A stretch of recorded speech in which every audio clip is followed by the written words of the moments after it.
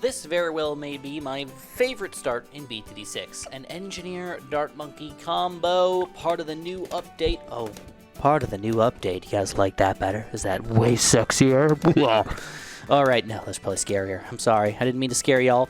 We're playing Tinkerton right now. This is the new map. I've already beaten it on Chimps. I think I played it for you guys already, but I wanted to give it a double dip real quick, and I'm going to show off a couple new changes to the game that I still have not gone over because of Bloons Card Storm. Bloons Card Storm kind of interrupted the update action here and given Ninja Kiwi some clout, so I'm back at it. So anyways, this is one of my favorite starts in the entire game, guys. If you have not seen it yet, it's very easy. Do an Engineer and a Dart. You can beat it on most maps. You can do it on most maps, and you go straight into a Sentry Gun. If you get the Sentry Guns going, they get very powerful very quickly. And the nice thing about it is it's right in the front of the map here, too, so you can make the rounds happen even quicker, which doesn't necessarily help you, but it makes your run go faster and smoother, which makes me happier, I think. And then soon after that, you go for a hero. So it's not an expensive way to start off your game, and you can see how little room we actually need to make this happen and how effective it is. So definitely got to recommend that, and then it also opens ourselves up for going for a 4th or even a 5th tier engineer who also got buffed, which we're going to show off hopefully later today, hopefully, if all things go smooth. Which honestly, I'm probably most excited for this guy more than anything else.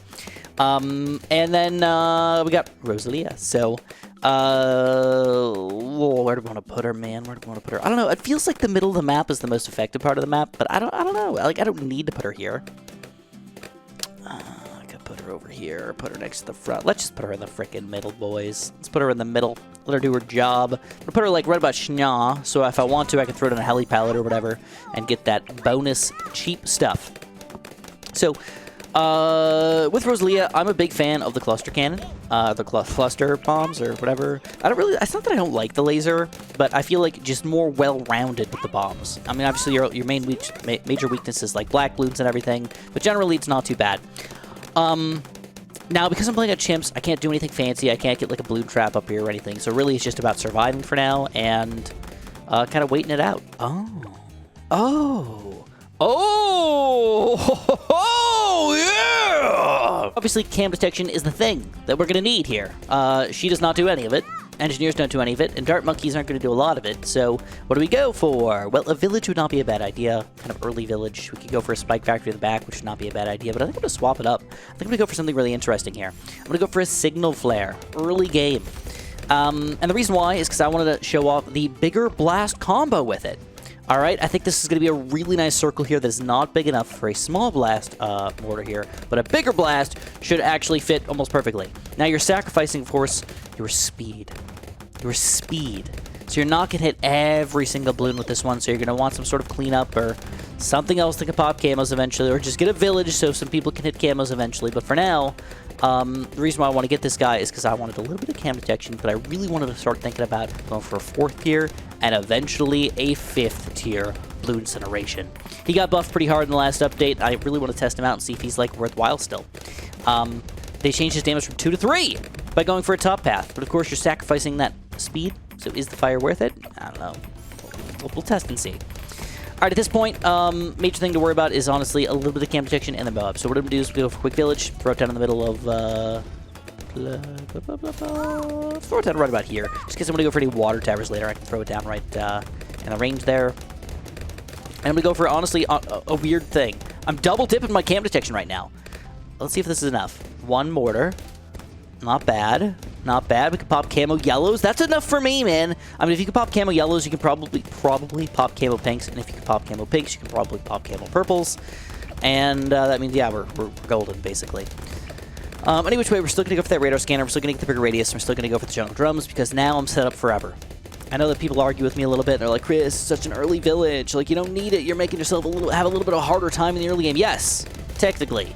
Like a little bit of a harder time. But once you get set up, it's there forever, dude. You never need to worry about it again. So don't get raunchy with me, okay? We can get spicy here. So today I wanted to talk a little bit about cicadas, okay? If you are in cicada territory, you know exactly what I'm talking about. If you're not in cicada territory, I wanted to explain them to you guys. So, I'm not a cicada expert, by the way. I just want to throw that out there real quick. Most definitely not a cicada expert. But I did take an entomology course in college. It was actually a 300 level course, which is, you know, they usually do it like 100 level, 200 level, and 300 level. And then sometimes they have like a 400 level course, but that's like really, really intense. Any which way, let's do this. I haven't really been spending my money properly. You know what? Let's get ourselves set up. We got a Sentry Expert, which is not the best Moab popper, I'll admit it. But with her at level 7, jetpacking around with her missiles, with a little bit of micro from this guy, maybe we can manage it. All right, let's see how much damage we're doing. Hey, you know what? Not freaking bad, dude. All right, let's jetpack around here real quick. Yeah, look at that. We did a lot of damage. We're gonna take this down easily. All right, once we get the jetpack flowing, there we go. Didn't even need the missiles. Woo! All right, so not a bad player in this game right now. Only weakness at this point is that he does not have cam detection. And he's not in range of my mega village right here. So, do I build a second? No, I can't do that this early, guys. Let's buy, if we're going to go for this guy, in 99% of scenarios, it's better to go deconstruction if you're planning on getting Center Champ. All right. It's weird that they have not fixed that cross path at all, but just do it. I mean, you want Moab pop power, right? The Center Champ, you have a lot of extra damage over here, so it should work out. Any which way at this point, money is going to be our major problem here. Can we get enough money before we start to lose? And honestly, I think we're going to be doing a pretty good job here. I mean, as long as she can do a decent amount of cleanup, he's a good teammate. Straight up, I'd love to just go straight for a Center Champ. So to make it happen easily, I'm going to build one tower. I think that's going to be enough. Just build one spike factory, just in case random blue starts to sneak through. Love covered. Check it out, by the way. Everything's getting easily popped. Oh my god, we have 10k saved up already. Sentry Expert in the front of the map is delicious. So, anyways, I took entomology in college, and it was one of my favorite classes because I always liked catching bugs and animals and everything. Kind of growing up, I was kind of into animals in general. And that's why I got my degree in biology, so it kind of just made sense. But what was very unfortunate about taking the entomology course is the main thing that you had to do was one of the main projects was you took bugs that you captured, and you would have to murder them. Yeah, I know. You'd have to murder them using some neurotoxin of some sort. The alternative way to killing them was to freeze them. Oh, here we go. Woo! Look, we got a spike factory in the back. Don't even need it. Uh-oh. Forgot about that. Luckily, we're decamoing still. And we are 13k away from our Sentry Champ in the front of the map. Once we get him, dude, rock solid all the way through round 80. No problems at all. But we got to get there first. All right, we're going to start with a little bit of missile action here. The Moabs are our big issue, realistically. We got a lot of them in the next couple rounds here, so we're going to hope that Rosalia can kind of keep up for a little bit, make this all happen properly. But yeah, you had to catch as many different species of bugs as possible. I'm going to say bugs. It included only insects at that point. We could not catch spiders or worms or other such critters. Or, believe it or not, roly-polies. They are also not an insect. They are crustacean, believe it or not. I think the only land crustacean, which is really weird, isn't it? I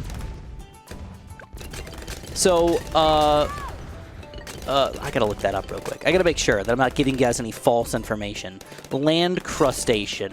I mean, like, technically some things come out on land, but they still live in the ocean, right?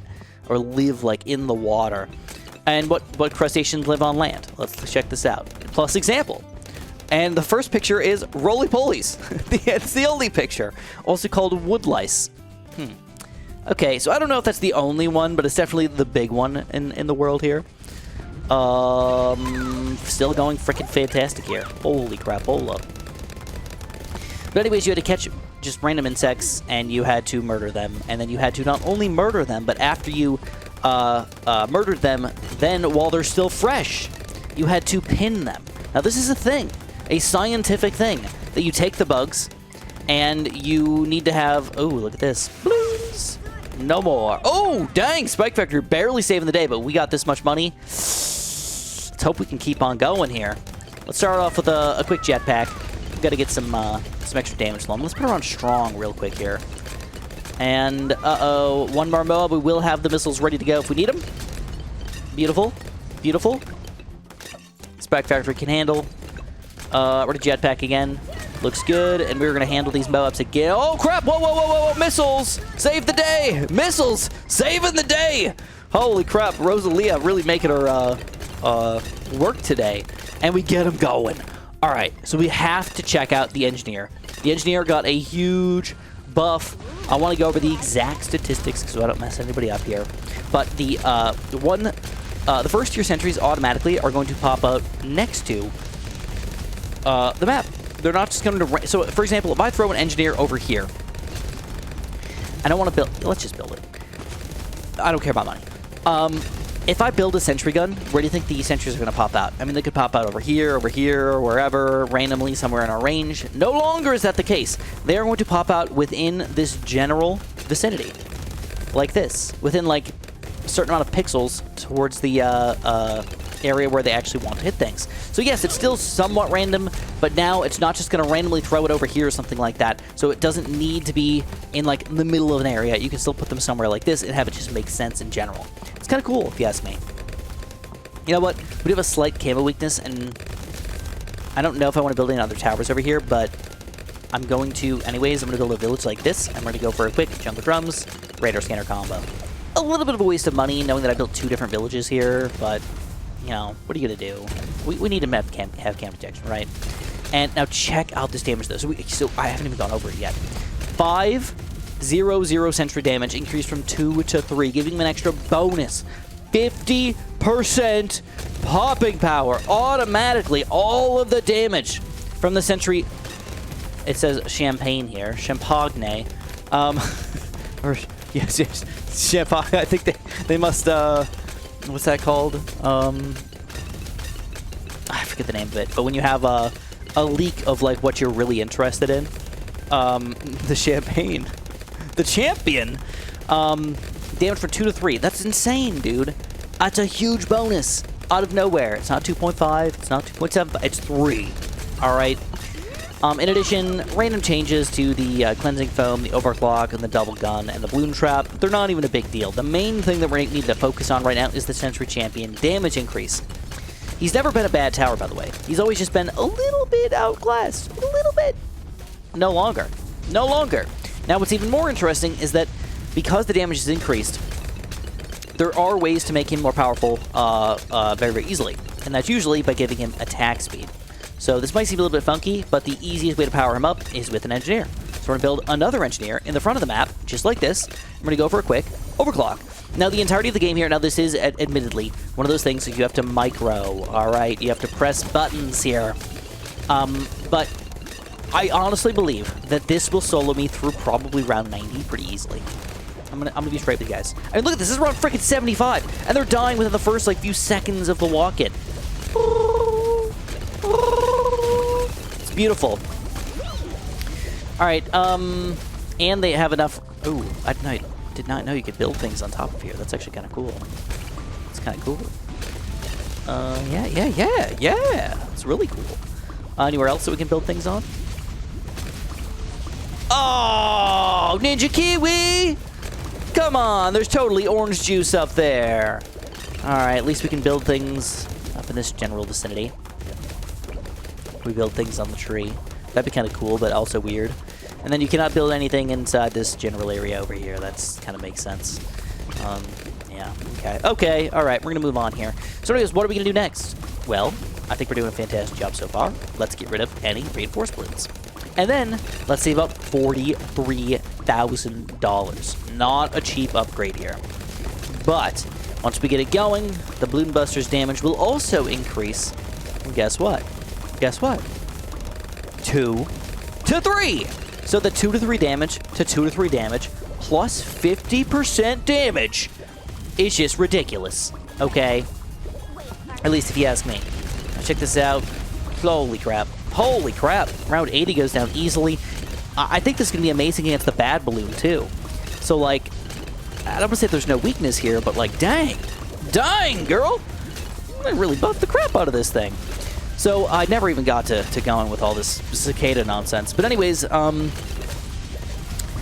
this was about almost 10 years ago now that I actually took that class. So, What you had to do with the bugs, though, after you caught them, is you killed them, and then you had to pin them. So you would literally have a pin, and you would stab them right through the middle, and then stab that kind of all the way through down into, like, some styrofoam, right? And then after that, you didn't just stop. You didn't just stop. After that, you'd have to separate their wings, pin through the wings, and then spread out their wings so they look like they're flying. And I felt so bad, man. I've never been a killer. I've always appreciated life, not death, not killing. And for me to be told that I have to murder things, I felt really, really bad about it. I did. I felt really, really bad about it.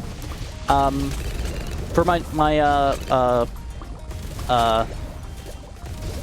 grade, really. I mean, it was. I think it was like 40% of our grade to have the correct amount of species of bugs pinned. So I would literally go out. It was actually kind of fun, to be honest, to go out and search for the bugs.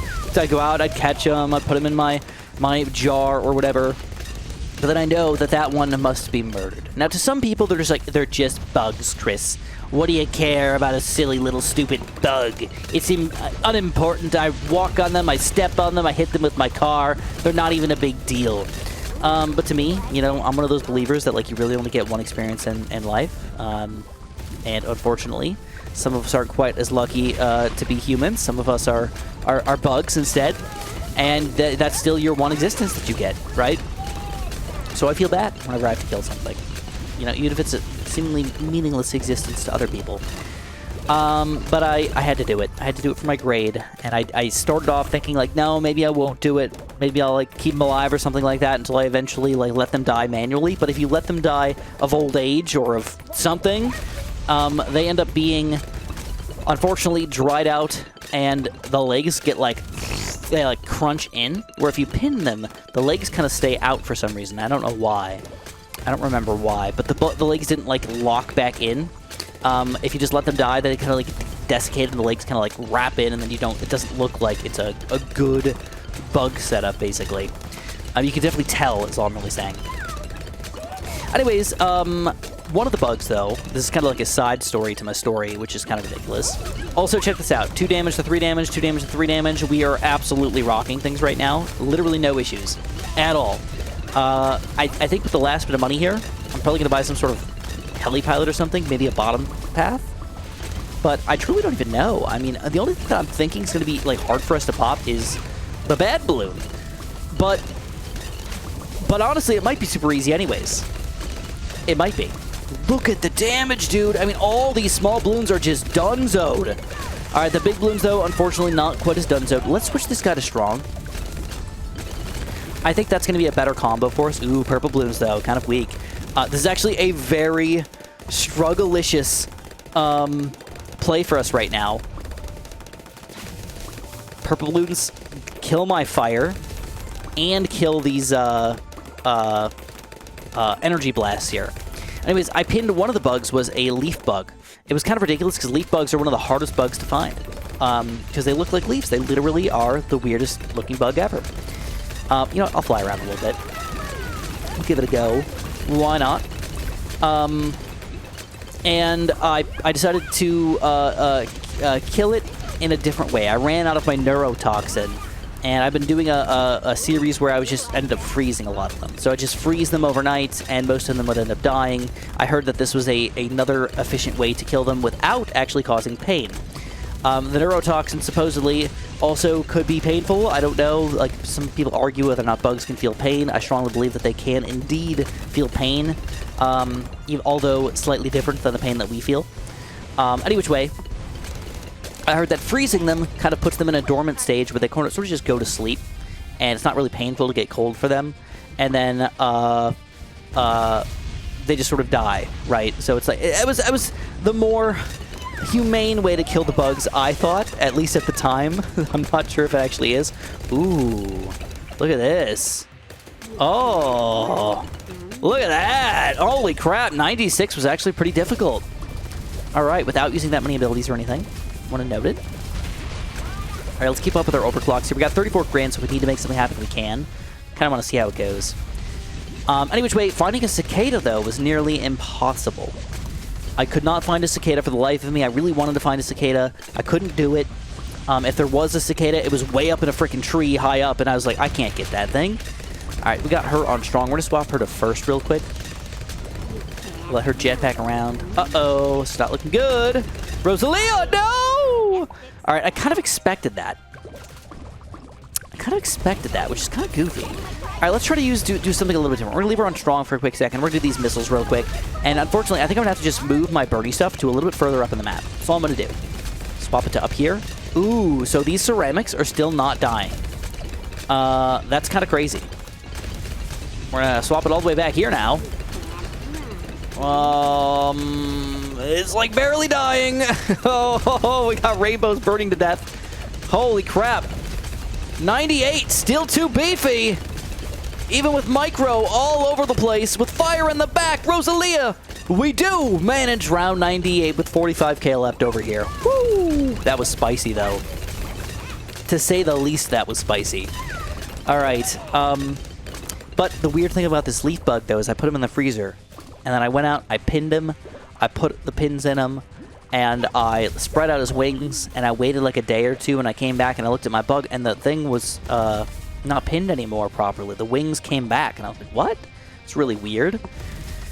And, yeah, I mean, long story short, since we're on round 100, I accidentally pinned a live leaf bug. And then I put him back in the freezer. And I had to wait like a week with him in the freezer. And it was pretty sad. It was pretty sad, and I kind of regretted, at least mildly, at least mildly, I regretted my choice to put things in the freezer. So I was like, oh no, I can't believe I pinned this bug alive, dude. Freaking live. How torturous am I? I felt so evil and cruel at the same time. Oh my god, I didn't even get to talk about the cicadas that much today. But either which way, we did a fantastic job. We had 50k saved up at the end of the game. Loot Incineration, I don't know, man. I'm not thinking that this is like an amazing tower or anything.